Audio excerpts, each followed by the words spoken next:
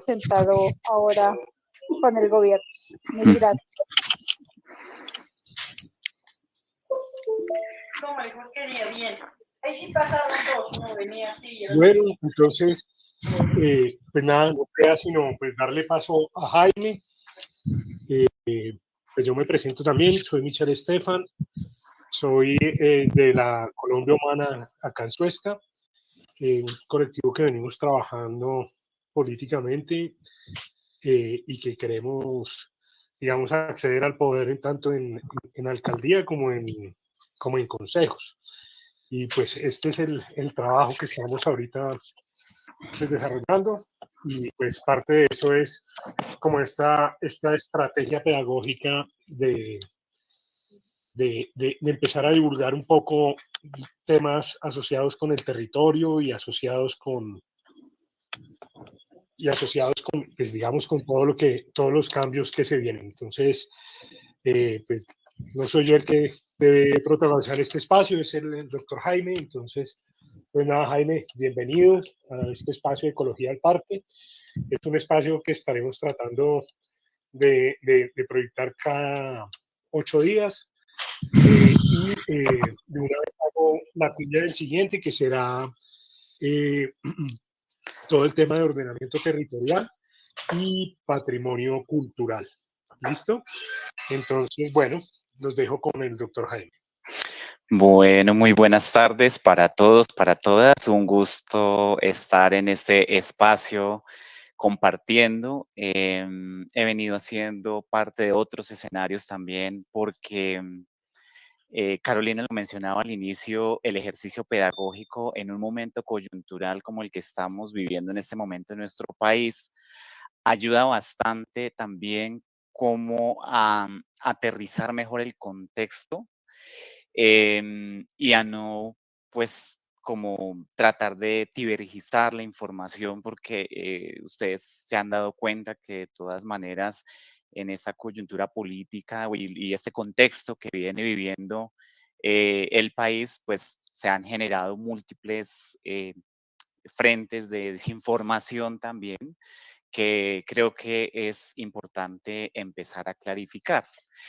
Yo propongo en este espacio, y lo hablaba con Michelle en días pasados, que vamos a hacer como varias charlas. Me parece que es muy importante empezar por el principio, como por qué esta reforma, o sea, de dónde sale, cuál es el origen, por qué se piensa una reforma. Entonces, creo que si vamos a hacer un ejercicio pedagógico, la idea es empezar como a entender el asunto desde el principio. Hay que entenderlo desde el principio y ese es como parte de esa dinámica que vamos a estar haciendo en diferentes escenarios. Hoy les voy a proponer que entendamos un poco el funcionamiento actual del sistema de salud. O sea, creo que es súper clave porque es que de ahí es que entiende uno por qué surge una necesidad y una urgencia de reformar el sistema de salud en Colombia. Bien, me presento, mi nombre es Jaime Alberto Méndez Castillo, soy egresado de la Universidad Nacional de Colombia, de la Facultad de Medicina, soy magíster en salud pública también de la Universidad Nacional y doctor en salud pública de esta misma institución, investigador también, hago parte del grupo de estudios sociohistóricos de la salud y la protección social, que ha venido haciendo un trabajo muy importante en salud en Colombia. Se han venido haciendo unas construcciones bien interesantes con las que hemos participado incluso en los diálogos vinculantes que se dieron para construir el Plan Nacional de Desarrollo, sobre todo en departamentos y municipios de las periferias, ¿no? Y que han sido históricamente afectados por conflicto, violencias y demás. Entonces, específicamente hemos tenido la posibilidad de trabajar en Caquetá, en Meta, ¿sí? Toda la zona de San Vicente del Caguán, ahora en el Amazonas, en Chocó, y así hemos venido como extendiendo, digamos, el ejercicio desde una perspectiva histórico-crítica territorial, que esto le ayuda a uno muy bien a entender mejor la salud en los territorios. Michelle lo mencionaba ahora algo muy importante, y es el territorio.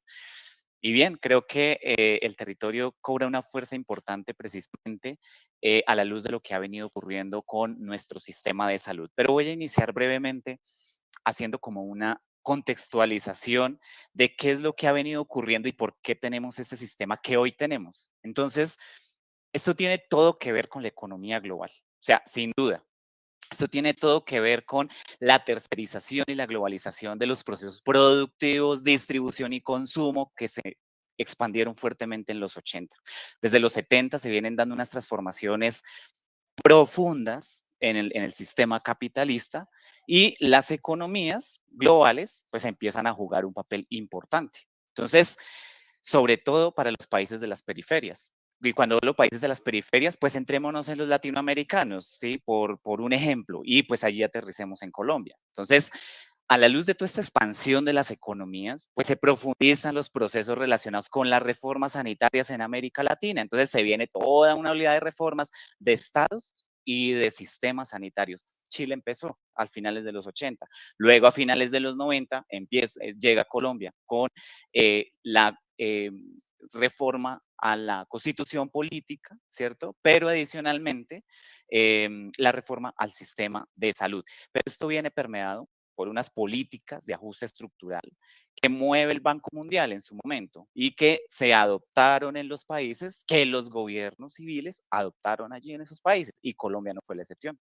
Aquí en Colombia, el gobierno liberal de César Gaviria Trujillo formalizó la entrada de esas políticas neoliberales con las aperturas económicas. Entonces aquí se da paso a una nueva constitución política. Allí la salud queda declarada como un servicio público y universal, porque digamos que en este gobierno pues se concretó precisamente la constitución política del 91, pero se dio el paso a la reforma del sistema de salud. Veníamos de un sistema nacional de salud creado en los 70, con intervención del Estado, un Estado interventor, y pasamos a un sistema general de seguridad social en salud permeado por esas políticas de ajuste estructural, fundamentado en un modelo de mercado regulado y aseguramiento individual. Entonces, aquí el mercado ordenaría los servicios de salud y el Estado se encargaría de una parte chiquitica en intervención.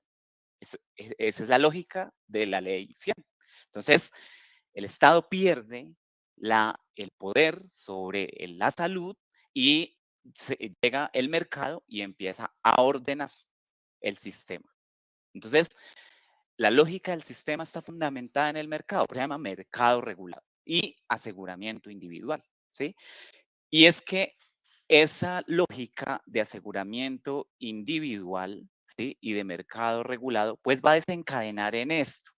Entonces, se piensa en un sistema de seguridad social público-privado, ¿cierto? Que tendría unos recaudos, o se movería con recursos públicos de la siguiente manera: contribuciones obligatorias de los afiliados, impuestos generales, contribuciones patronales, fondos de petróleo, regalías y seguro obligatorio de accidentes de tránsito, cuotas de recuperación del régimen subsidiado en su momento, cuotas y pagos, copagos y cuotas moderadoras que todavía se siguen cobrando, copagos en el sistema de salud. Y un sector netamente privado, que podríamos decir que aquí se mueven las medicinas prepagadas, y por supuesto entraría pues todo lo que son pagos de bolsillo para quienes pueden costear la salud. Entonces, claro, en su momento, pues esto es lo que ha venido desde la ley 100, esto es lo que ha venido cambiando es de nombres. Ustedes saben que inicialmente esto se llamó FOSIGA, que era donde se recaudaban todos los recursos de impuestos generales, de contribuciones obligatorias de los afiliados, del SOA, de los fondos de petróleo, contribuciones patronales y demás, todo entraba allá. Hoy ya, con todo lo que ha venido ocurriendo de los ajustes y demás en esas normativas progresivas que han venido pues como apareciendo en el sistema de salud, pero que han mantenido la estructura exactamente igual, pues lo que han hecho es que han cambiado sencillamente los nombres. Entonces, ya hoy no se llama FOSIGA, se llama ADRES, que es la que administra los recursos de la salud realmente en el sistema, ¿sí? Pero sigue siendo en esencia la misma lógica. Entonces, se supone que el Estado, todos los recursos del Estado tendrían que recaudarse acá. Entonces, con esos recursos públicos del Estado que pasan a manos de las EPS, ¿cierto? Pues sencillamente el Estado dice, usted va a garantizar, ¿cierto? Un plan de beneficios en salud, antes denominado POS, ¿cierto? A cambio de una UPC.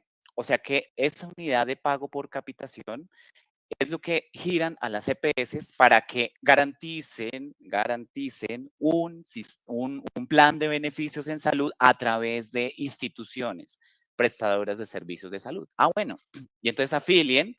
Entonces, las EPS se van a encargar también de todo el aseguramiento, pero además van a tener unos recursos públicos de la salud y van a empezar a mover los recursos públicos de la salud, a manejarlos, pongámoslos en esos términos.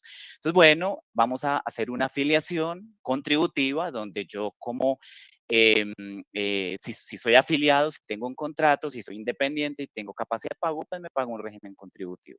Ah, pero si yo soy pobre, demuestro ser pobre con un SISBEN 1 y 2, pues perfectamente entonces puedo entrar al régimen subsidiado. Entonces, la lógica de la ley 100 se pensó de esta manera, precisamente donde el poder del manejo de los recursos de la salud van a quedar en manos de los intermediarios, que serían las EPS. Entonces, los recursos hacen este tránsito. Se desembolsan a las EPS y las EPS se los desembolsan a las IPS públicas y privadas, que en su momento eran las empresas sociales del Estado, que las convirtieron en IPS, que además las quebraron. Y además quebraron porque cuando las IPS prestaban los servicios, pues facturaban a las EPS. Pero ¿qué pasa? En ese ejercicio o en esa dinámica o en esa lógica de facturar los servicios, pues las EPS no les desembolsaban los recursos tampoco a las instituciones prestadoras de servicios de salud, sobre todo a las públicas. ¿Y qué pasó? Empezaron a quebrar. No podían ser autosostenibles. Entonces, las mismas EPS pusieron en riesgo y en crisis financiera, porque hoy el sistema está en una crisis financiera fuerte, pero tiene que ver precisamente por esta lógica en las EPS en sentido vertical, ¿cierto? Ordenan los servicios de salud. O sea, las EPS vendrían a ser las ordenadoras de las redes de servicios y prestación de servicios en el sistema. Entonces, claro, las EPS aquí, como tienen el poder de ordenar, pues ordenan como quieren, como les parece y como les place acá. Entonces, esa ha sido la gran discusión y un punto importante en la reforma, porque entonces ya las EPS no van a ser en sentido vertical, donde claramente se lucra, hay un lucro, ¿cierto? Sino que realmente las EPS tendrían que entrar a ser parte de esa red integral, integrada, o esas redes integrales e integradas de servicios de salud, pero cumpliendo su papel, no manejando los recursos de la salud, ¿sí? Las EPS en su principio se pensaron para promover la salud, por eso se llaman empresas o entidades promotoras de salud. Así está declarado en la ley 100. O sea que el papel de las EPS era promover la salud de las poblaciones, de los individuos. Pero cuando se empiezan a manejar los recursos, el sentido se pierde realmente allí. Entonces, esto era muy importante tenerlo en cuenta porque así es que funciona en esa lógica de mercado regulado, funciona nuestro sistema de salud, ¿sí? Entonces, bueno, esos dos regímenes contributivos, que como les decía, uno es por pago de dependientes con contrato laboral o independientes o subsidio para pobres, pues miren que así queda consagrado el derecho fundamental realmente, o se empieza a entender el derecho a la salud. Entonces, ¿cuál es la lógica del derecho a la salud teniendo esta estructura de sistema de salud? Pues sencillamente si soy contributivo, tengo derecho al acceso, si soy dependiente de un contrato laboral o si pago mi salud como independiente, ¿ya? O tengo derecho al acceso, ¿cierto? Si soy pobre, demuestro, porque tengo que demostrar que soy pobre, y ese es mi derecho. O si soy rico, pues me puedo costear las medicinas prepagadas con los mejores servicios, los mejores especialistas, mejor atención, y bueno, así queda el derecho a la salud puesto en este sistema de salud.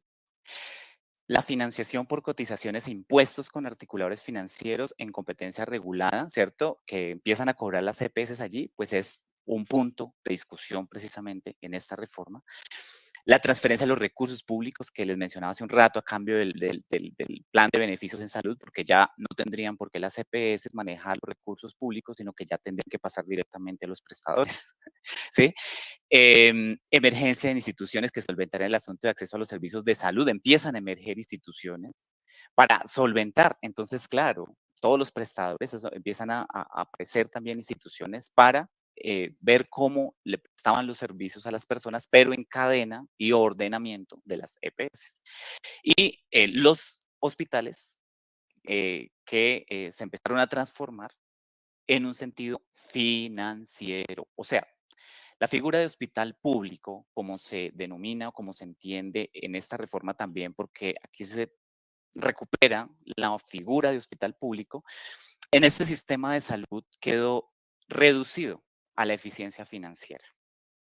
Claro, porque esto se convirtió en un asunto de rentabilidad precisamente, pero el hospital, pues el hospital que en su momento era empresa social del Estado, era en parte rentaba no para la propia institución, sino que tenía, le rendía, le hacía eficiencia financiera a los aseguradores y a quienes contrataban realmente, porque pues, no son las IPS realmente las que en sí están generando esa rentabilidad, sino que son quienes ordenan realmente ese sistema de salud. Entonces, por eso los hospitales, empresas del Estado en su momento, pues entraron en crisis financiera. Pero ¿por qué se veía con esto? O sea, eficiencia financiera. O sea, usted no tiene que rendir, o sea, el sistema tiene que rendir financieramente y pues los actores allí quedaban atravesados por esa lógica de eficiencia financiera. Aparecen emergencias de asociaciones de consumidores, entonces increíble, esto se ha investigado bastante, entonces los usuarios de las EPS ya se asocian en defensa de su EPS, en defensa de los servicios. Entonces, son como las asociaciones que consumen servicios, porque realmente eso es un consumo de servicios, y ya les voy a decir por qué, porque esto no es realmente de derecho, esto no tiene derecho, sino digamos que de derecho esto todavía para entenderse como esencia de derecho fundamental a la salud, pues se reduce a un asunto de consumo nada más, ¿sí? Entonces, esas asociaciones de salud empiezan a aparecer, aparecen cambios en el discurso de la salud, entonces fíjense que o se habla de usuarios, pero también de clientes, pero también de beneficiarios, se habla de demanda, se habla de autorización, se habla de cobertura, se habla de cotizantes, se habla de copago, o sea, todos los términos económicos metidos y atravesados en el campo de la salud. ¿Ven? ¿Yo cómo podría hablar de derecho de la salud cuando me dicen que yo soy un cliente? No, me pregunto, digamos que son reflexiones que yo hago, ¿sí? Digamos en mi ejercicio también académico constante. Claramente, en la medida en que iba avanzando el sistema de salud desde la ley 100 hacia acá, porque todo esto se iba dando de manera progresiva, pues fueron entrando casas comerciales de insumos, laboratorios, empresas de equipos médicos, la industria farmacéutica también se impulsa en el sistema de salud, competencia entre diferentes actores, como les decía, laboratorios con precios elevados, además, en medicamentos y equipos médicos. Uno cómo se explica, por ejemplo, que un stent coronario, estoy hablando 2011, 2012, 2013, costara en Colombia 6, 7 millones de pesos, cuando en Canadá o en Chile costaba 3 en precio real. Pero además ese no era el problema. El problema era cómo las EPS se lo recobraban al FOSICA por 2 o 3 veces y hasta 4 veces más el valor del stent coronario, por ejemplo. O otros insumos igual, ¿sí? uno cómo se explicaba los medicamentos, igual, uno cómo se explicaba que los medicamentos de alto costo fueran recobrados al sistema 3 o 4 veces más, ¿sí? El sector financiero entró a tener una participación importante en el sector de la salud con inversionistas extranjeros. Entonces, esa lógica de las aperturas económicas que les mencionaba al inicio tienen que ver con esto. O sea, eso no fue gratis que se diera una dinámica de aperturas económicas, tratados de libre comercio y todo esto allí. Y pues miren, parte de esa lógica termina en cómo los inversionistas extranjeros empezaron a ver en la salud en Colombia un negocio y además un negocio para rentabilizar, ¿sí? Ya les voy a mostrar unos ejemplos para que podamos ver con mayor claridad de qué les estoy compartiendo en este ejercicio pedagógico que estamos haciendo acá. Y entonces se fortalece la articulación entre el mercado, entidades bancarias además, compañías de seguros de salud, multinacionales de la salud, hospitales, clínicas, institutos de diagnóstico, farmacias, empresas de tecnologías, profesionales. Entran a articularse todos estos actores y es lo que se ha llegado a denominar nada más y nada menos que complejo médico industrial financiero y cognitivo en el sistema de salud. Poco se habla porque no se ha estudiado, pero ya se está empezando a documentar. Y cuando uno hace alusión a complejo médico industrial, esto viene desde Estados Unidos. Además que el complejo médico industrial viene del complejo militar industrial. O sea, esto viene de un fundamento militar, tecnologías para la guerra, que se desplazaron al campo de la salud con tecnologías para la salud y en el sistema de salud estadounidense, hacia los 60, 70, se empieza a documentar cómo el sistema de salud estadounidense empieza a generar rentabilidad y ganancia por encima de la salud de los pacientes. Y bueno, en Colombia llegamos a esto. ¿Y llegamos por qué? Porque las mismas lógicas de expansión de la economía y la globalización, pues llevaron, y yo diría trajeron el complejo médico industrial que vio en esta ley 100 y en esta estructura del sistema de salud la oportunidad perfecta para expandirse en diferentes frentes. Por eso es que tenemos un sistema centrado en la enfermedad. El sistema de salud de Colombia no está pensado para la salud, está pensado para la enfermedad. ¿Por qué?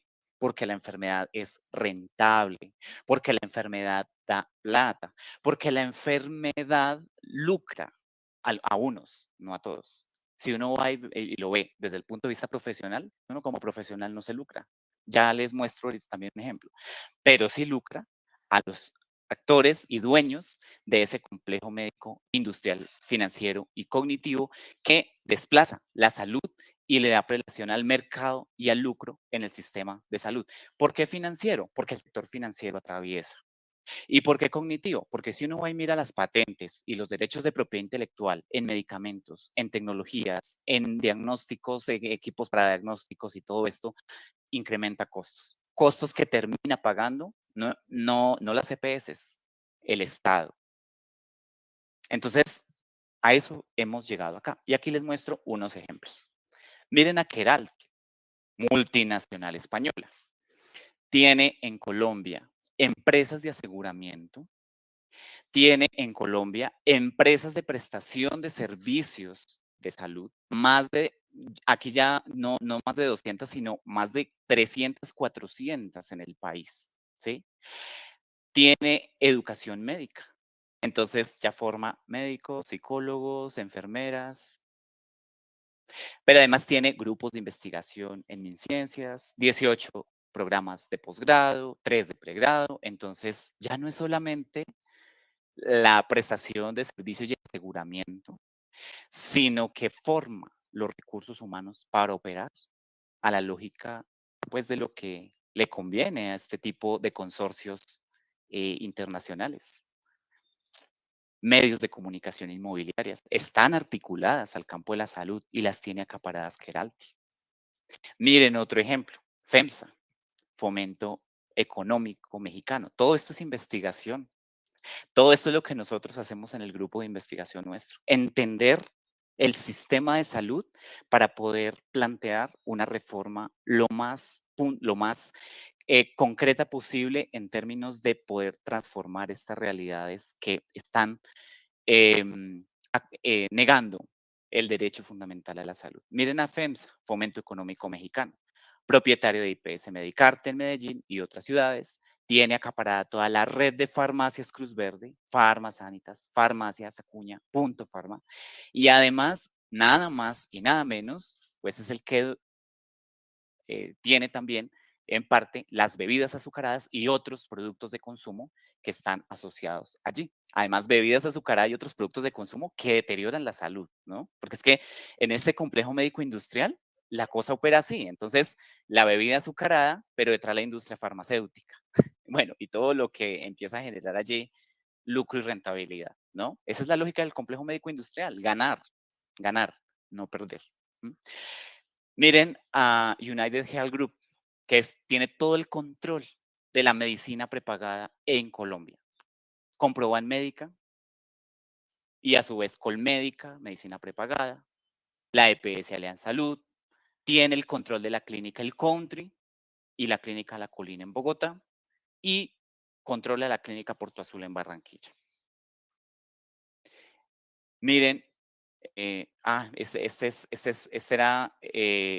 United Health Group, este es Christus Health.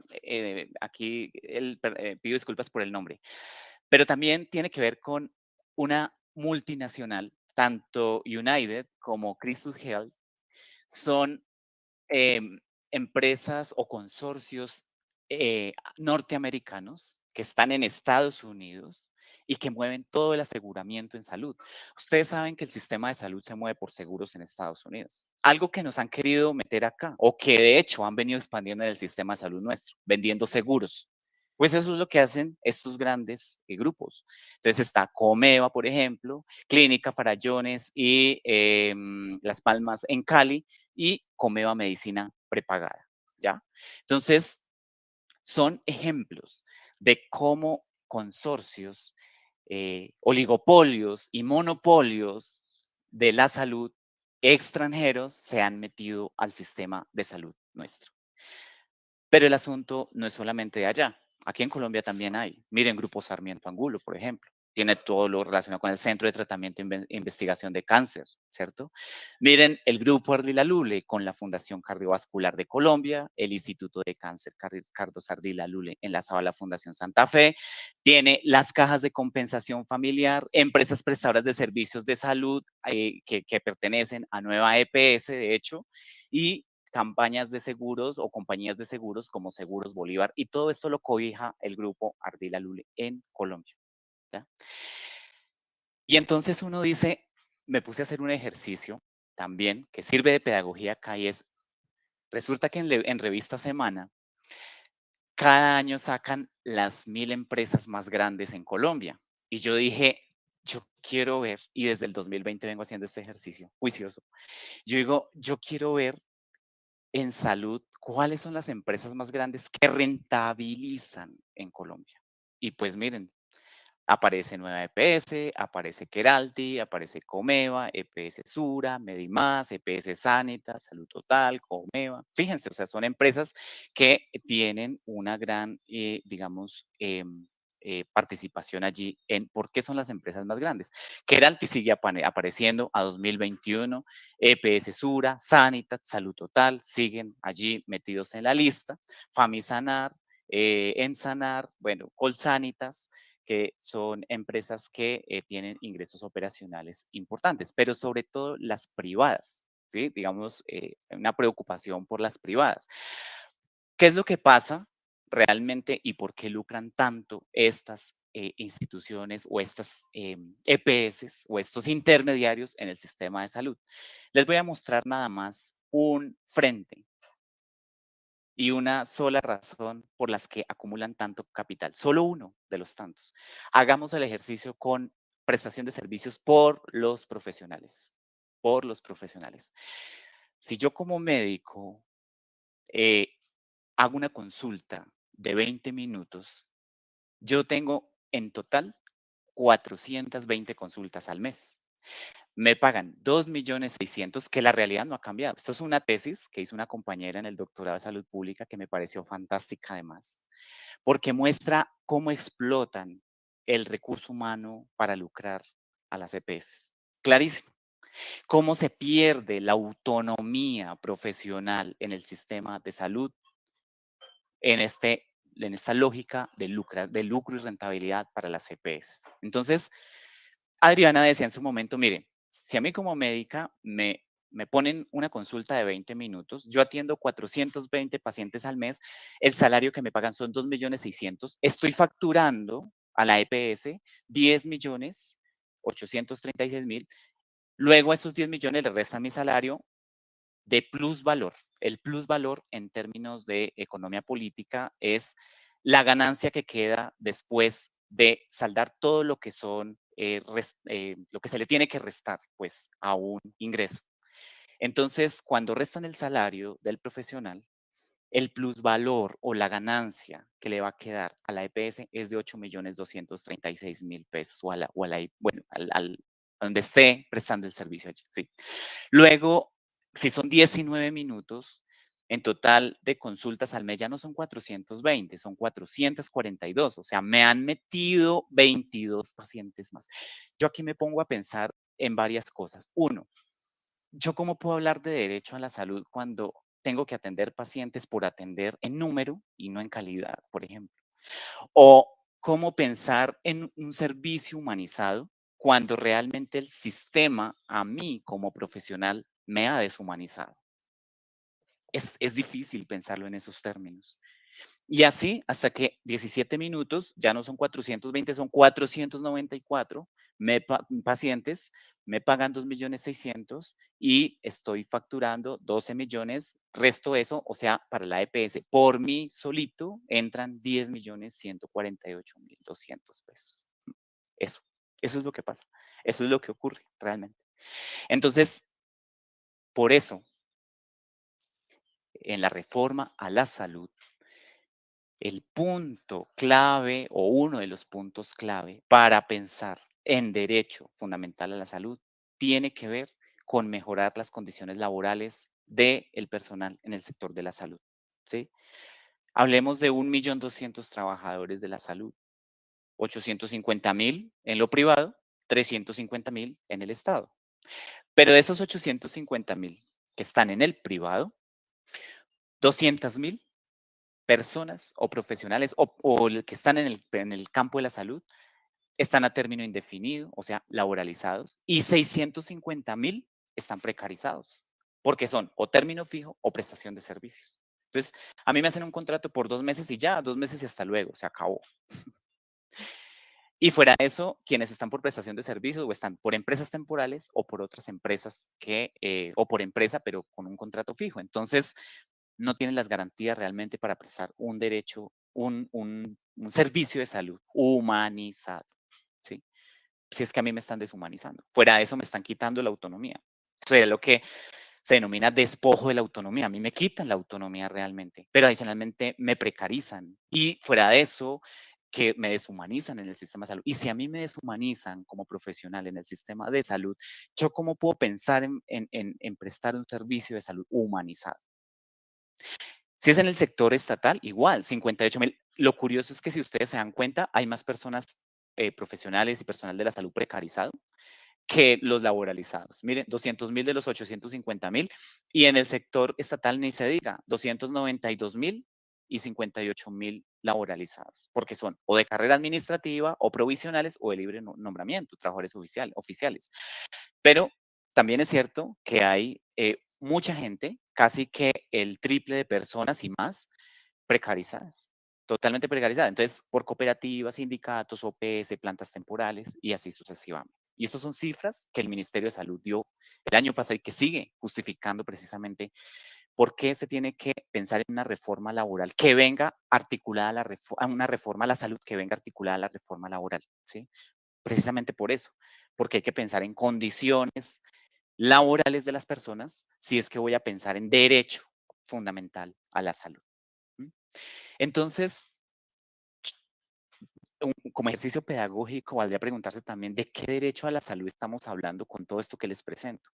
Cuando hay precarización laboral de los profesionales y el personal en el sistema, cuando hay pérdida de autonomía de los profesionales para decidir sobre sus pacientes, yo no puedo decidir. ¿Por qué? Porque yo decido de más. ¿Y qué pasa? Pues me echan. Sencillo, o sea, me sacan del sistema de salud, me sacan de la EPS, me cancelan mi contrato. O sea, yo no puedo decidir, yo estoy supeditado a lo que me digan que tengo que hacer. Yo puedo saber tanto y puedo tener la solución en mis manos, pero si no tengo realmente cómo ofrecérselo cuando estructuralmente me lo impiden, pues es difícil, ¿ya?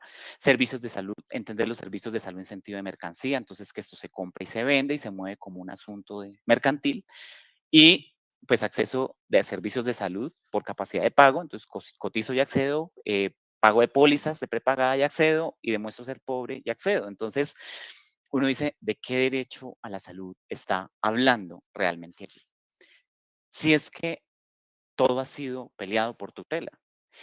Y esa lógica de las tutelas, ¿cierto? Esa lógica de las tutelas tiene que ver en cómo se lucran las EPS no prestando los servicios de salud y negando, violentando el derecho a la salud de los pacientes, de los pacientes. Entonces, esto empieza a incrementar como desde el 2000 hacia acá de una manera desbordada que llegó un punto en el que en el 2008 ya las cortes, la Corte Constitucional estaba totalmente saturada en tutelas por negación de servicios de salud, por no garantizar el derecho fundamental, por negar el derecho a la salud. Entonces, por eso aparece la sentencia T760, que es base y de allí se parte también y que abona terreno a la 1751 de 2015, que es la ley estatutaria en salud. Pero desde el 2008 se viene pensando precisamente por esto que venía ocurriendo en el sistema de salud con las tutelas, ¿sí? Y bueno, en el 2007 lo curioso es que aparece como un primer intento de reforma al sistema de salud, que realmente no fue una reforma, eso fue un ajuste al sistema de salud, ¿cierto? Allí se crea la CRES, que es la Comisión Reguladora de la Salud, y bueno, se dice que debido a que también se venían presentando estos incrementos en tutelas por prestación de servicios, pues iban a ver cómo mejoraban la prestación de los servicios de salud.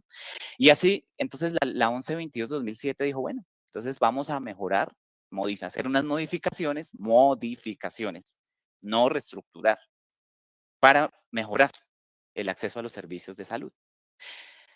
Igual, entonces, el asunto se mantuvo así.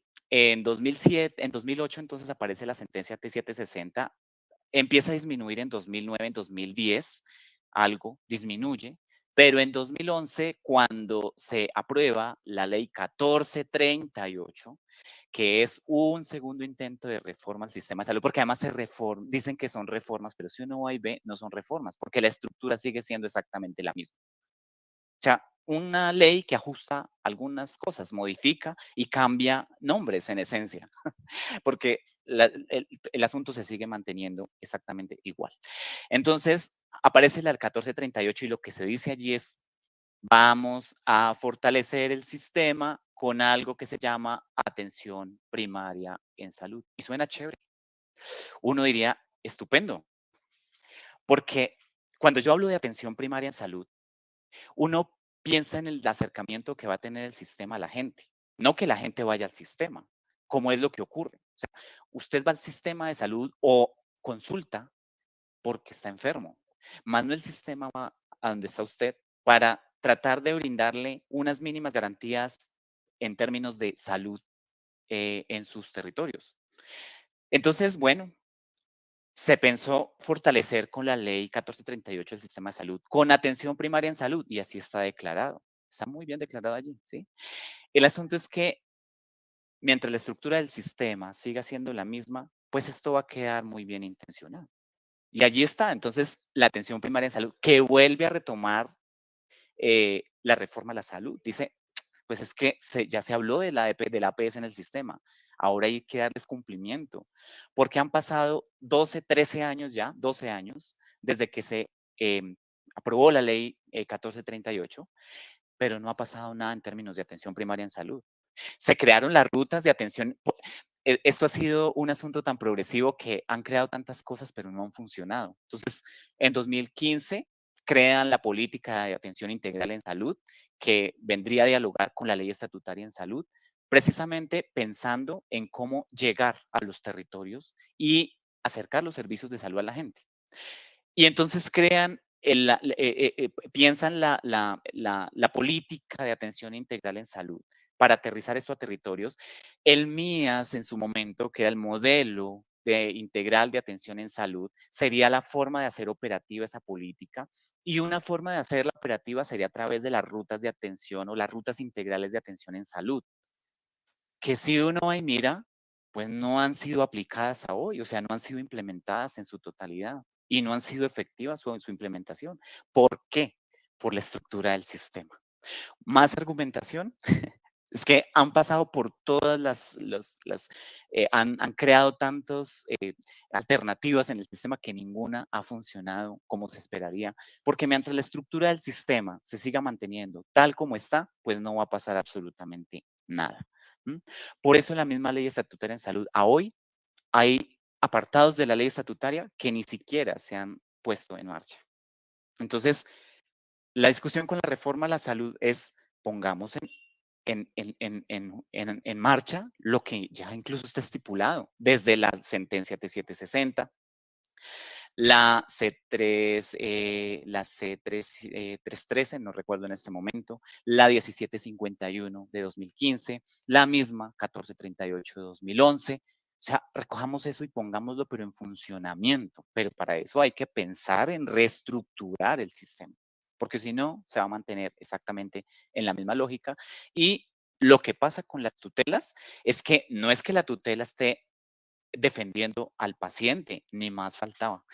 Es el mecanismo que yo veo más fácil como paciente para que me presten mi servicio de salud o para que me den la atención que necesito, ¿cierto?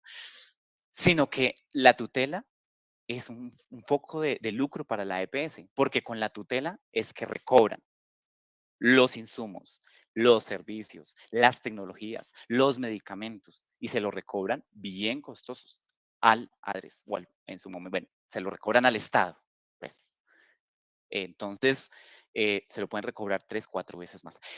Hacía una investigación, en investigación doctoral, tuve la posibilidad de hablar con alguien del ministerio y me decía, un implante coclear que puede costar 120 millones de pesos, en el sistema aparecía por 700 millones de pesos, un implante coclear. Así se lo estaban recobrando al sistema. O sea, una barbaridad en ese sentido. Y se lo estaban recobrando a través de ¿qué? De tutelas. Entonces, incluso las oficinas jurídicas de estas instituciones, pues se entutelaban para que pues recobraran o pudieran recobrar al Estado. Porque en últimas, quien paga es el Estado, no son las EPS, es el Estado. Entonces, se están prácticamente saqueando los recursos del Estado a punta de tutelas, que es la forma más fácil para que las personas accedan a los servicios de salud. Este es otro ejemplo acá de cómo incrementaron hasta la ley estatutaria en salud. Miren cómo esto se fue disparando cada vez más. Hasta que aparece entonces, se piensa la ley estatutaria en salud, que retoma lo que se había abonado en la 760 de 2008, ¿cierto? Debido a que se estaba incrementando cada vez más este asunto de las tutelas, porque eso de negar servicios, insumos y demás era parte del negocio para los actores y dueños pues, del complejo médico industrial en el sistema de salud. Entonces, con todo esto, miren lo que empieza a ocurrir. O sea, cuando no se piensa realmente en derecho fundamental a la salud, sino un derecho fundamental, un derecho al consumo realmente, ¿sí? Eso es básicamente consumir servicios, bienes y servicios en el sistema de salud. Pero ¿qué pasa? Por ejemplo, si vamos a ver indicadores muy puntuales que muestra el Ministerio de Salud, si vamos a verlo desde controles prenatales, miren que 109.436 mujeres durante 2021 tuvieron inadecuado control prenatal. ¿Qué es un inadecuado? Que tuvieron menos de 4 controles prenatales. Uno esperaría que por lo menos tuviera 4 controles, como mínimo. Pero cuando le prestan 1 o 2, eso ya es un seguimiento en términos de control prenatal inadecuado. No lograron tener ese control o ese acceso al servicio, ¿ya? y 29.762 mujeres en esta misma condición no tuvieron ninguno de esos controles. ¿Qué pasa cuando no hay este tipo de apoyo en el sistema de salud para las mujeres gestantes? Pues que la salud tanto de la mamá como de los bebés corre peligro. Y desde allí es que se tiene que generar promoción de la salud y prevención de la enfermedad. Pero ¿por qué no accederán? Tal vez porque en muchos lugares del país no hay ni siquiera un puesto de salud al que puedan acceder las mujeres. Puede ser una explicación, ya lo vamos a ver más adelante. El 65% de las mujeres gestantes que acceden a control prenatal lo hacen antes de la semana 12 y el 59% tiene acceso a micronutrientes nada más. O sea, el otro porcentaje no tiene acceso a ese complemento. Bajo peso al nacer, por ejemplo. Porcentaje de nacidos vivos, independientemente de la semana, con bajo peso al nacer, fue 9.21, que si lo vamos a ver en comparación con los países de la OCDE, fue muy superior en bajo peso al nacer. En 2018, sin contar lo que ha pasado en la pandemia desde 2020 y cómo se ampliaron y profundizaron brechas con la pandemia. Entonces, eso incrementó mucho más. Pero solamente es el indicador para ver que Colombia sigue siendo uno de los países con mayor índice de bajo peso al nacer por encima de los países de la OCDE. Mortalidad por desnutrición, sobre todo en las periferias, igual, o sea, un sistema de salud tan centrado en la enfermedad, ¿cierto? Un sistema de salud que atiende la enfermedad, que es curativo, hospitalocéntrico, pues no va a estar en las periferias. Si nos damos cuenta, la mayoría de servicios, ¿dónde están centralizados? Incluso especializaciones y demás, en las grandes ciudades. Por eso es que el sistema de salud tendría, si estamos pensando en un sistema de salud que abogue por la soberanía alimentaria también, pues tendría que propender por mejorar este tipo de indicadores. Pero no se ha logrado porque, claro, pues estamos pensando en un sistema de salud que atiende es la enfermedad, no la salud. Inexistencia de servicios de salud en zonas rurales. En Colombia hay 1.113 municipios y 630 municipios no cuentan con sedes de IPS en zona rural. En Suezca no hay IPS rurales, ¿o sí? No lo hay. Es uno de los municipios que no tiene realmente prestación de servicios rurales. Y entonces, esos 630 municipios equivale al 56% de los municipios que están desprotegidos en zona rural. Y 492, hablemos de 10%, digamos, 492, digamos que solo cuentan con una sede en las zonas rurales, pero no son resolutivos, ¿cierto? No tienen esa capacidad resolutiva en las zonas rurales.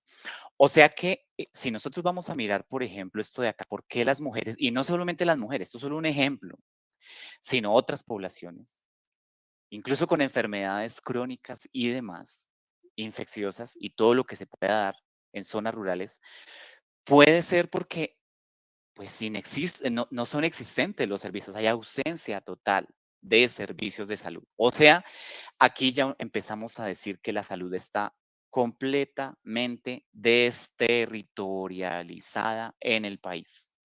Y lo que hay que hacer con esta reforma es territorializar la salud. Hay que hacerlo, porque si lo dejamos en estos términos como lo estamos viendo acá, pues el asunto no va a mejorar. La concentración urbana de los servicios de salud es que el 90% de las prestadores está en zona urbana. O sea, la mayoría está en zona urbana y tiene lógica. Y el 10% en zona rural, poco conectado con lo que hablábamos anteriormente. En Suezca, por ejemplo, hay 2 puestos de salud abandonados, completamente abandonados. Uno está en Hato Grande, otro está en Ovejeras y solamente está atendiendo el hospital. Es lo único que tenemos. Entonces, por eso hemos venido también y con Michelle y otro grupo, otro equipo que estamos trabajando, buscando la forma de reaperturar los puestos de salud. Es que hay que hacerlo, o sea, aquí es necesario trabajarlo en términos de pensar el derecho fundamental a la salud. Desarrollo incipiente de la telemedicina. Acá sí que más en las zonas rurales, en municipios y digamos, alejados y en zonas rurales, pues ni siquiera 103 municipios de los que más han priorizado tienen telemedicina para decir que se puede hacer algún tipo de promoción de la salud por allí, prevención de la enfermedad a través de la telemedicina, porque no está tampoco la infraestructura ni la cobertura que se necesita para poder pensar en prestar servicios de salud que aboguen por la prevención de la enfermedad y la promoción de la salud. Y ni hablar de los profesionales, concentración de profesionales de la salud en las grandes ciudades, ¿sí? Todos casi que están metidos en las ciudades o las cabeceras municipales, ¿sí? Pero si uno va y mira a zonas rurales o en zonas rurales y dispersas, pues no encuentra profesionales de la salud. Y no encuentra profesionales de la salud porque en este sistema de salud no es el interés del sistema. Y uno se pregunta por qué en las zonas rurales y pobres no hay un servicio de salud. Tal vez porque no es rentable. Es que es eso, o sea, tal vez porque no es rentable, no hay un servicio de salud, seguramente, ¿sí? Con toda seguridad es porque eso no les implica el lucro a los que pues tienen intereses en poner un servicio de salud allá. Por eso todo está en las grandes ciudades donde hay más gente, mayor demanda, pues, y pues pueden ofertar lo que pueden allá en las grandes ciudades. Pero quienes llevan de todas maneras de perder, sí son las poblaciones y los colectivos de las periferias. ¿M? Eso pasa. Entonces, un poco también y Carolina lo decía en alguna de las intervenciones hace unos meses atrás, dijo el sistema público ya avanzó, el sistema privado ya avanzó, perdón, ya avanzó y avanzó bastante. Ahora tenemos que avanzar en el público y tenemos que poner en diálogo el público-privado, porque muchos decían, no es que se va a acabar entonces el sector privado, pues es que eso no es lo que se pretende es poner en funcionamiento. Claro, eso sí, mediando el asunto del negocio, porque pues siempre el privado va a tender pues por ganar, pero pues es que estamos hablando de salud como derecho, no de salud como mercancía. Creo que ese es el punto clave a entender y aquí es donde se rompen varias cosas que no se han entendido en la reforma. Muchos siguen peleando por las medicinas prepagadas cuando ni siquiera hemos accedido a una medicina prepagada porque no tenemos de dónde. Yo le preguntaba hace unos días a alguien que decía, a mí me angustia es el tema de usted se paga medicina prepagada. Dijo, no, entonces, ¿qué le preocupa? O sea, ¿qué le preocupa de la medicina prepagada? Aquí lo que tenemos que buscar es que usted tenga garantía a la salud, ¿sí? Pero, claro, en todo este boom de desinformación que ha habido, pues muchas personas no entienden, no logran entender realmente la esencia de la reforma a la salud, y es que la salud se tiene que reivindicar como derecho, y derecho además para la vida, ¿sí? Cada vez que a mí me niegan el derecho o me imposibilitan el derecho a la salud, me están poniendo en riesgo mi vida, o la de mi familia, o la de mi comunidad, la de mi colectivo. Es que es la vida. Por eso la salud y la vida deben ir tejidos de la mano, y así tendría que ser. O sea que aquí ya no tendríamos que estar pensando en tutelas porque estamos pensando es en la vida de las personas, en el sistema de salud. Miren la disponibilidad de profesionales al 2021, ¿sí? Digamos que esa es la distribución como de profesionales en todo el país, ¿no? Em, que de todas maneras sigue siendo escasa y la mayoría se encuentra ubicada pues en las grandes ciudades, que es donde están los prestadores de servicios de salud, ¿cierto? Em, que están pues dando como esa cobertura allí. Y pues acá lo reconfirmo un poco ya para ir cerrando esta presentación, porque quería hacer como esta primera parte, porque no me interesa meterme todavía a hablar de la reforma en sí hasta que no entendamos esto y lo discutamos un poco, ¿sí? Porque creo que acá está el asunto, ¿no? Miren las EPS, las IPS privadas, por ejemplo, cómo tienen una fuerza impresionante. Y miren las públicas, nada más en la ciudad. Estamos hablando solo de la ciudad, ¿ya? Pero el otro asunto es que están metidos en las grandes ciudades, digamos, Bogotá, Cali, Medellín, ¿cierto? Em, y allí es donde operan principalmente, ¿cierto? Pero a esto era que yo hacía alusión hace un momento cuando decía, lo privado ya avanzó. Pues es que miren, todo lo privado ha avanzado y harto, hartísimo.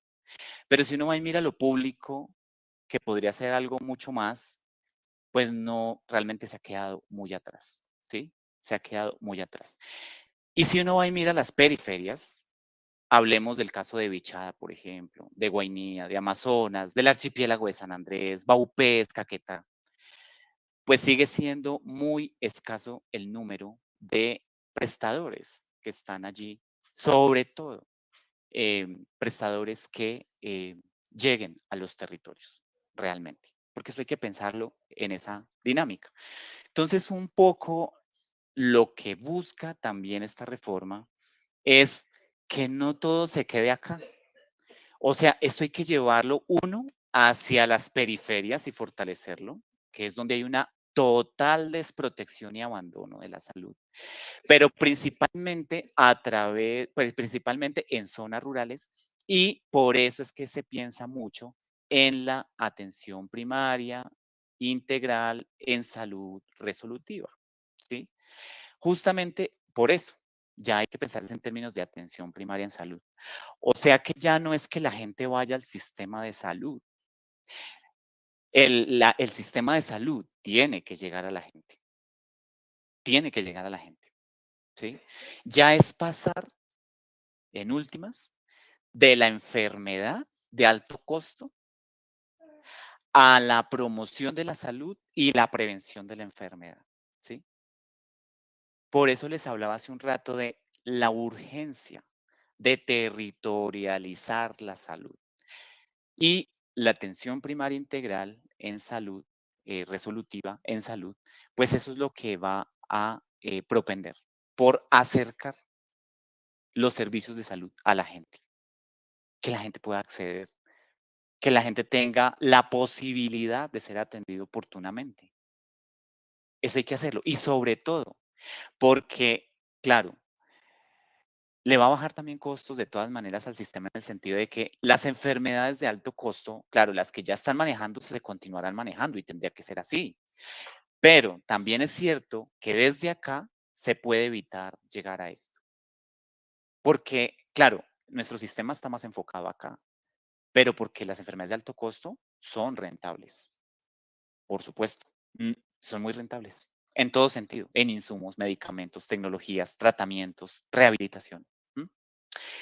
Entonces, por eso se piensa un poco esto de las rutas integrales e integradas en salud, para eliminar esa verticalidad en la que se ha puesto el ordenamiento, en la que se ha ordenado el sistema de salud y la prestación de los servicios de salud, de tal manera que en esa red integrada o en esas redes integradas e integrales en salud, pues se pueda pensar en prestar servicios y avanzar incluso cuando ya se detecta desde los mismos territorios enfermedades que ya tienen que pasar a otro nivel de atención, pues por eso las rutas integrales integradas en salud, que vendrían a ser desde hospitales de alta complejidad, clínicas y demás, pues tendrían que resolver también ya estos casos y estos, digamos, manejos que se requieran ya allí específicos.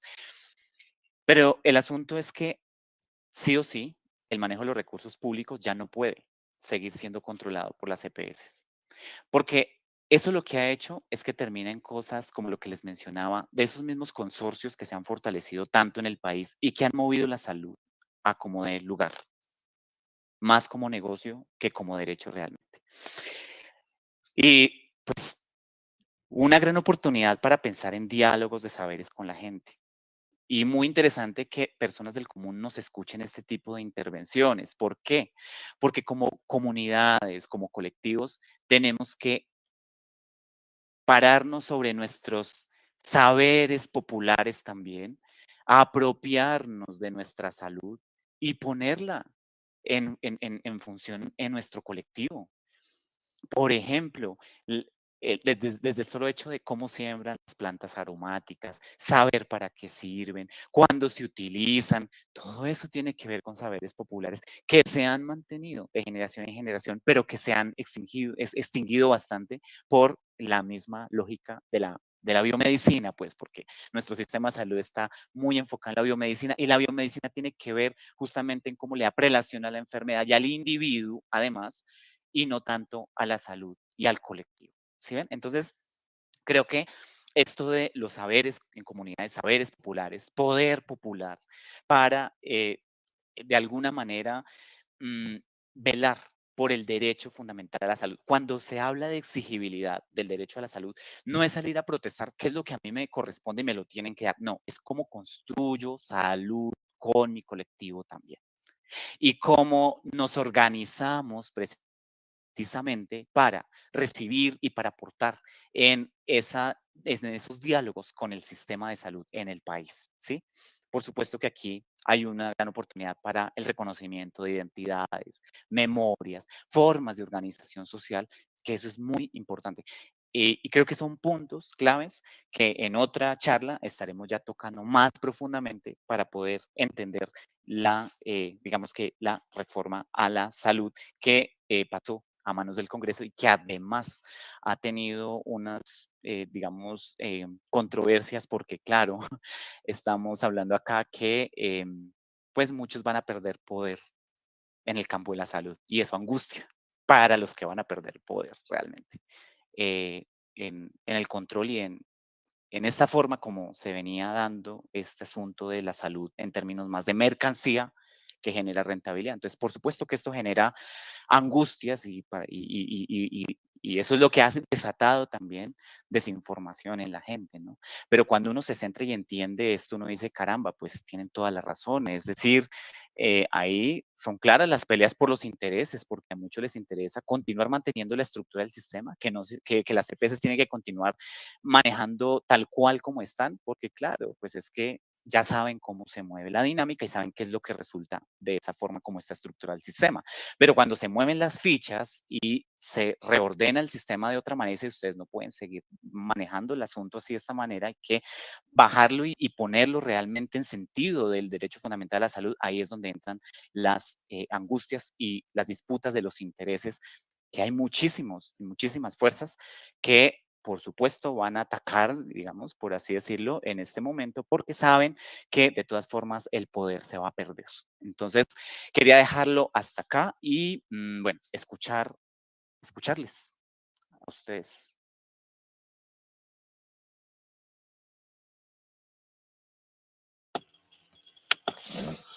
Bueno, Jaime, muchas gracias. Yo sí le tengo un par de preguntas.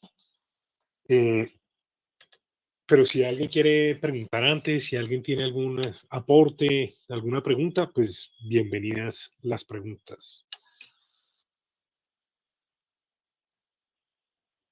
Bueno, Jaime, si alguien tiene alguna pregunta o comentario, puede intervenir en cualquier momento. Entonces, yo tengo, ¿cuál sería, digamos, qué debería hacer un gobernante en este momento que entramos en elecciones?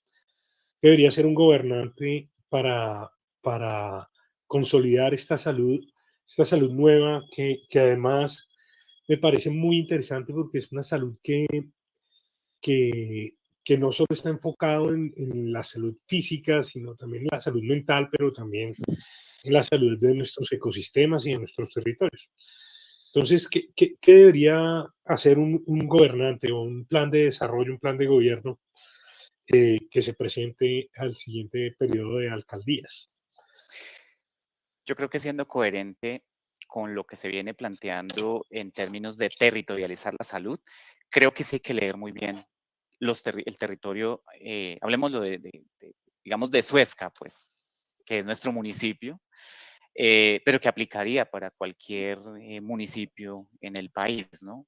Y es entender muy bien las dinámicas sociales de la gente, cómo está organizada y sobre todo ubicarse sobre las necesidades de la gente y del territorio. Por eso creo que es muy importante esto que mencionas de cómo responder a unas necesidades territoriales que no son solamente individuos. Uno creería que es ir a resolverle el tema a las personas y ya está, pero yo creo que el tema es territorial, ni siquiera de individuos.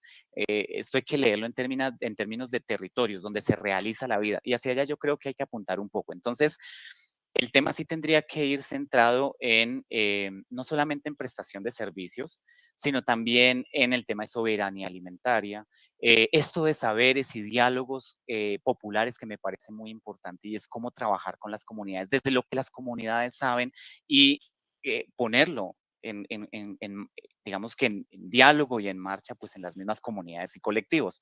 Pero sí creo que el ejercicio juicioso está en entender realmente qué es lo que ocurre en las diferentes regiones o en los diferentes territorios del municipio. A veces lo que uno hace es que se imagina cosas, entonces uno sale a una vereda y cree que todas las veredas funcionan de la misma manera y resulta que no, porque todas las veredas funcionan de manera diferente, sobre todo las que son mucho más distantes al casco urbano. Las veredas que están cercanas al casco urbano, pues de alguna manera solventan más fácil o tienen más posibilidades de solventar necesidades que no las que están afuera, en términos incluso de servicios de salud. Me parece que es importante empezar a pensar en cómo buscar o cómo lograr acercar estos servicios de salud a las poblaciones, ¿sí? A los grupos poblacionales. Y Suezca ya tiene cómo. Creo que eso ya lo hemos dialogado. Suezca tiene puestos de salud abandonados que podríamos ver cómo los reaperturamos para que haya realmente un beneficio para la población allí, para que la gente realmente acceda. Pero yo creo que este sentido de la salud no es solamente atencional, lo que les digo, esto tiene que ir mucho más allá, ¿no? Entonces, desde saberes populares, escuela de formación de saberes populares o escuela de saberes populares con la gente para el cuidado de la salud. Yo creo que aquí nos toca cambiar un poco también la mentalidad en ese sentido, ¿sí? Y creo que sí es necesario salir a hacer ese acercamiento a las poblaciones. No podemos construir, digamos, programas desde el desconocimiento y lo que nosotros consideramos que debería ser, porque entonces seguimos pensando en la misma lógica de yo estoy viendo qué le puede servir a la gente, más no qué es lo que la gente realmente necesita y cómo les aportamos también en la participación en la organización social de las personas para el derecho fundamental a la salud. Entonces, creo que por ahí podría ser, y eso es un buen punto para las personas que están pensando en este tema de planes de gobierno y demás, alcaldías y esto, es que más allá de que sea un tema político, sí creo que hay que ponernos la camiseta con pensar realmente en el derecho fundamental a la salud. Porque si no, esto se convierte en un asunto, y lo voy a decir abiertamente, se convierte en un asunto de clientelismo y no puede ser, no podemos seguir en la misma lógica de como lo hemos visto siempre, de que vamos y les ofrecemos cualquier cosa y lo que podamos, pero realmente no estamos resolviéndole lo que la gente realmente necesita y cómo cuidamos la salud de la gente en los territorios. Yo creo que es eso, desde el agua, ¿cierto? La naturaleza, la misma vida, ¿sí? Entonces, la vida de las personas. Entonces, creo que es un reto bastante grande, eh, es una gran oportunidad para hacerlo y bueno, que tendrá sus, digamos, sus barreras también, sí, como todo, pero creo que si no empezamos, no lo vamos a hacer, ¿sí? Entonces, creo que hay que avanzar en ese sentido. Una experiencia que nosotros venimos trabajando y que ya se lo había comentado en algún momento a Michel y al equipo con quien hemos venido trabajando el tema de comprender un poco la salud en Suezca también, es lo que desde el Grupo de Estudios Sociohistóricos de la Salud y la Protección Social como construcción colectiva hemos venido trabajando en el Caquetá, ¿no? Y es que allá se trabajan casas comunitarias para la salud y la vida, ni siquiera se llaman centros de salud, ni siquiera se llaman puestos de salud, se llaman casas comunitarias para la salud y el buen vivir. Y eso ya nos invita no solamente a un tema de ir a prestar una atención, unos servicios allí, sino que esto tiene que ser un proyecto duradero. Y ese proyecto duradero es pensarlo desde la organización social de las comunidades también, ¿cierto? Para buscar cómo mantener y, digamos, promover también la salud de los grupos poblacionales. Entonces, que esas casas comunitarias sean como el encuentro, el lugar de encuentro y el lugar como digamos, de diálogos alrededor de la salud en los territorios es un punto favorable, que además es un aporte que hacemos también desde la academia y que nos ha venido, pues, eh, digamos, nutriendo también y como innovando en esas formas de prestar los servicios o de llegar a los territorios en términos de prestar, es que no es prestar servicios, sino en términos de ver, entender y aportar mejor en la salud de las personas. Entonces yo creo que eh, eso podría ser, digamos que en Suezca podríamos pensarlo aprovechando ya lo que tenemos, ¿no? Las infraestructuras que tenemos y bueno, eh, creo que haciendo alianzas, porque las alianzas también son importantes. Esto no lo podemos hacer solos, tenemos que generar alianzas estratégicas con diferentes actores para poder realmente pensar en lo que se esperaría como derecho fundamental a la salud. Entonces, bueno, ahí dejo un par de retos más bien que sí creo que tienen que leerse muy bien en términos de derecho. Yo sí abogo muchísimo por el asunto del derecho fundamental a la salud, por encima de cualquier otra cosa. Y Jaime, otra cosita. Entiendo que nos explicó cómo el sistema de salud y cómo funcionan las cosas hoy, pero si usted tuviera que resumir esa reforma en 3 puntos, 4 puntos fundamentales, o los más claves, ¿usted qué nos diría cuáles son esos cambios, digamos, fundamentales de ese sistema de salud antiguo que está planteado a lo que hoy está, digamos, radicado en el Congreso de la República? Ujú. Lo primero tendría que ser el tema de cómo van a funcionar las EPS, sin duda, ¿sí? ¿Cuál va a ser el funcionamiento de las EPS y el papel de las EPS? Porque no puede seguir siendo el mismo. Claramente, ese es un punto que se está debatiendo allí. Y el manejo de los recursos. O sea que el manejo de los recursos ya no puede tampoco seguir siendo en la misma lógica de quienes los han manejado, los recursos públicos de la salud, sino que pues se van a pasar directamente a los prestadores y para eso pues la ADRES va a tener un papel importante allí, digamos que apoyada en organismos ya propiamente territoriales, pero el manejo ya no lo puede seguir haciendo, ya no lo pueden seguir haciendo las EPS como lo han venido haciendo hasta el momento. O sea, ese es un punto importante que está allí declarado. Em, el otro punto es obviamente el del personal de salud, sin duda. O sea, tendría que laboralizarse a los profesionales y formalizarse los que ya se encuentran pues en condiciones, digamos, precarias y demás, al personal de salud que está pues prestando servicios, porque parte de lo que yo decía es que si se está pensando en derecho fundamental a la salud, hay que empezar por garantizarle derechos al personal, a los profesionales de la salud, ¿no? Entonces, claramente, em, digamos que las condiciones de los profesionales con lo que viene también de la reforma laboral y seguramente si se propone algún estatuto laboral para los profesionales, pues allí ya cambiará un poco la forma en la que se vienen prestando los servicios de salud. El tema de las redes integrales e integradas en salud, por ejemplo, es cómo lo público, lo privado y lo mixto va también a operar, ¿sí? Digamos que en una lógica más vertical, no horizontal, como se ha venido viendo, que les decía que las CPS han sido las que han ordenado, como les ha parecido mejor los servicios de salud, sino que esto se tiene que ordenar más en una dinámica de red integrada e integral en salud, redes integrales integradas en salud, donde va a haber unas cabezas de red claramente, pero pues no necesariamente van a ser las EPS, ¿no? Nueva EPS va a asumir un papel muy importante, ¿sí? Nueva EPS porque es una de las más grandes, de las que más afiliados tiene y porque puede tener una capacidad importante para resolver parte de las necesidades de la población. Y lo otro es que, pues claramente la atención primaria en salud tiene que llegar a los territorios. O sea, sin duda alguna, el sistema de salud va a llegar, o sea, con esta reforma tiene que territorializarse muchísimo.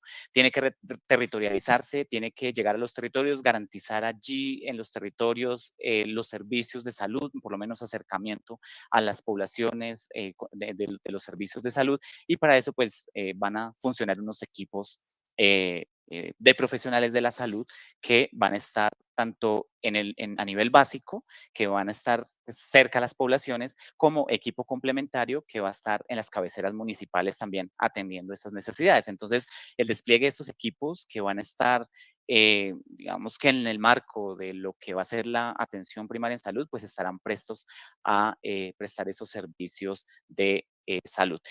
De igual manera se habla de un sistema único de información, ¿cierto? Un sistema único de información que recupere también un poco la soberanía, la forma como se ha manejado la información y cómo se han prestado los servicios y pues cómo se han manejado los servicios, los recursos, perdón. Pero este sistema de información pues también va a tener un papel importante, se está pensando allí claramente porque esa información va a ser clave para por eso esto se mueve con un modelo de atención en salud preventivo y predictivo, ¿sí?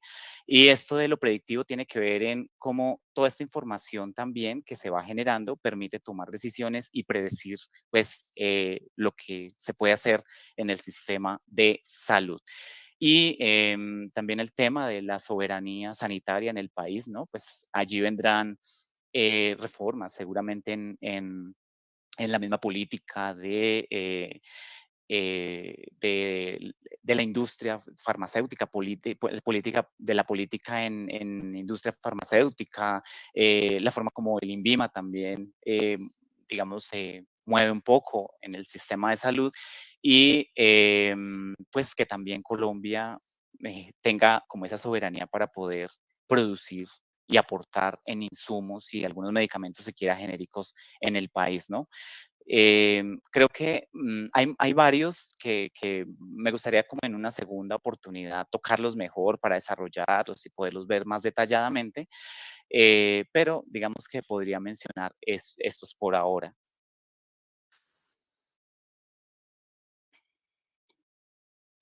Listo, Jaime. Pues no sé si Caro tenga alguna intervención, pregunta.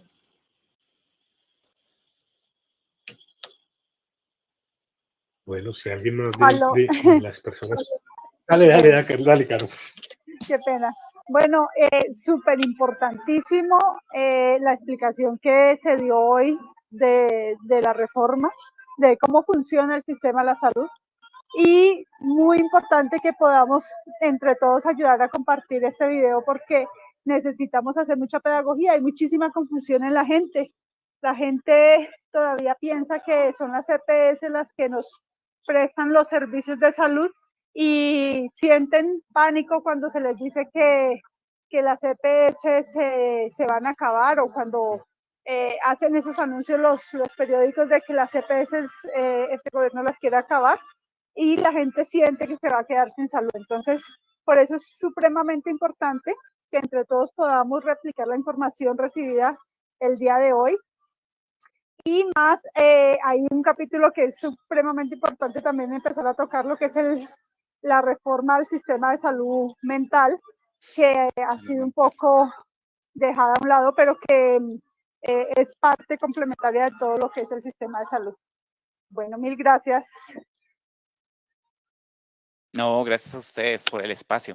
Y no, muy importante, no sé cuándo podamos volver a tener este espacio, ya como para aterrizar un poco esta propuesta de reforma que se discute en el Congreso en este momento.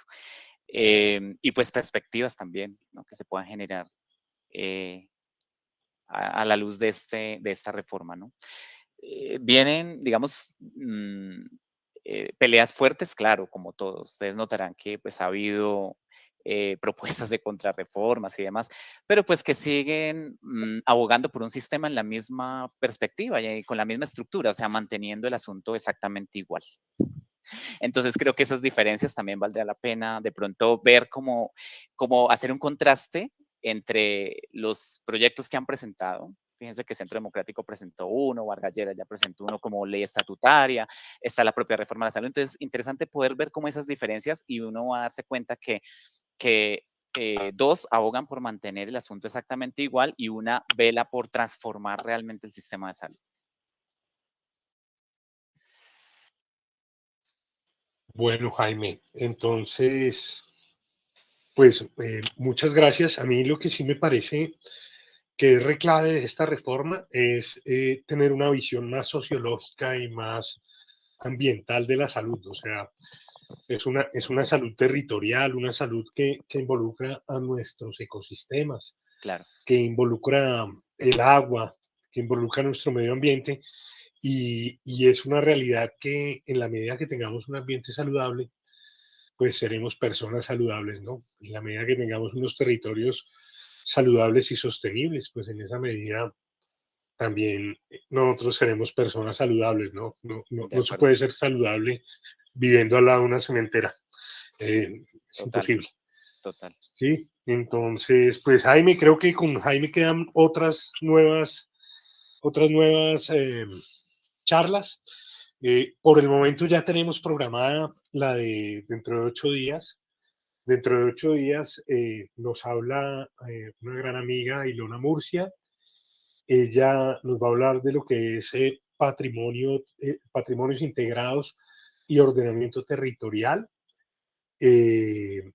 Ya voy a compartir a Mercedes también el enlace por este lado para que pueda ver el video y lo pueda compartir por YouTube. O sea, lo tienes en YouTube, Juliana, y pues ya voy a compartir el enlace por acá para que lo puedan mostrar a otras personas. Indudablemente nos quedan otras charlas con Jaime. Veo dos, una que ya es hablar exactamente de qué es la reforma y dos, creo que el tema que propone Carolina de la salud mental es importantísimo porque realmente la salud mental ha sido como el patito feo de la salud en Colombia. Las IPS que prestan esos servicios de salud, ¿cómo se llama? Psiquiátricos, de mentales, son paupérrimos realmente. Yo tuve esa experiencia, mi padre era enfermo mental y tuve que pasar desde las IPS más gomelas, pues, hasta las EPS estatales, atendiendo a mi papá. Y realmente uno se da cuenta, perdón, del desbalance tan tenaz. O sea, si el sistema de salud es desbalanceado en general, en la salud mental es una cosa impresionante, impresionante, impresionante, porque las condiciones en las que tienen a los enfermos mentales a veces son terribles, ¿sí? Más aún cuando son internos, ¿no? No es una medicina que muchas veces tienes un hospitalizado 8, 4, 5, 6, 15 días. Estos son hospitalizaciones muy largas, muy complejas, que involucran la salud física también, muchas veces con personas que vienen de suicidio, con daños graves, orgánicos y que además hay que recuperarlos en su salud mental. Y yo creo que la salud mental en este país parte también de la paz total. No podemos tener una salud mental, valga la pena, saludable, no podemos ser saludables mentalmente en un país donde nos matamos a plomo. O sea, no puede ser, no puede ser más en territorios más alejados y territorios como pues, el de nuestra compañera que nos acompaña hoy del Chocó. No se puede ser saludable mentalmente cuando tienes a los grupos armados al lado de tu casa o al lado de tu territorio o en tu territorio mismo. Entonces, si alguien más no quiere intervenir, si ya vamos terminando, entonces no queda más que agradecerle a Jaime, invitados a la otra clase al parque, que será dentro de 8 días. Patrimonio Cultural y Ordenamiento Territorial. Si quieren, por favor, pónganme sus correos aquí en el chat y podemos hacer las invitaciones para que no se pierdan de los próximos eventos. Entonces, voy a esperar un ratico para que pongan sus correos, los que quieran. Y pues por ahora, muchas gracias, Jaime, y muchas gracias, Caro, por tu apoyo permanente. Gracias a ustedes por la invitación y aquí seguimos trabajando por la causa. Correos o teléfonos también, si quieren. Ya tengo el de Luis Pavón.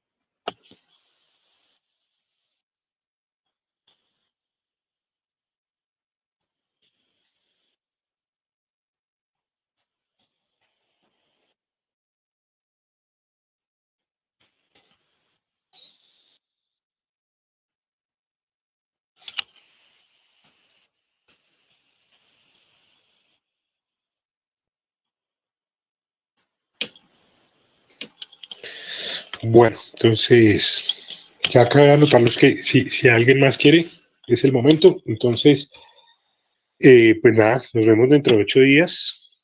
Como les digo, patrimonio cultural y ordenamiento territorial. Y ya por interno estaremos cuadrando con Jaime unas próximas fechas para hablar de los dos temas que nos quedan pendientes.